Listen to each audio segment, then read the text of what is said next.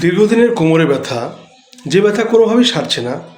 অনেক allopathy treatment করেছেন, Ayurvedic treatment করেছেন, ব্যথার ট্যাবলেট খেয়েছেন, মুড়ির মতো ট্যাবলেট খেয়েছেন অ্যালোপ্যাথি, তবে ব্যথা কমছে না।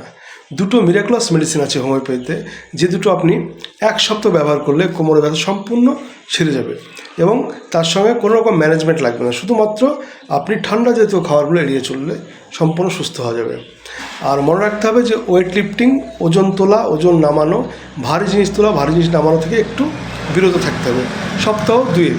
তবে সম্পূর্ণ আপনি ওই হোমিওপ্যাথি দুটো মেডিসিন নিলে আপনি পুরোপুরি সুস্থ হয়ে যাবেন।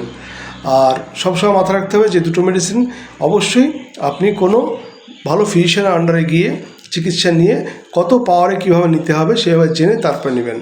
যেমন আপনার আছে মেডিসিন ম্যাক্রোটিনাম এবং আছে আপনার বেলিসপারিনেস, এই দুটো মেডিসিন আছে যেটা দীর্ঘদিনের কোমর ব্যথা খুব ভালো কাজ করে, কিন্তু পাওয়ার সম্পর্কে অবশ্যই সচেতন হবেন।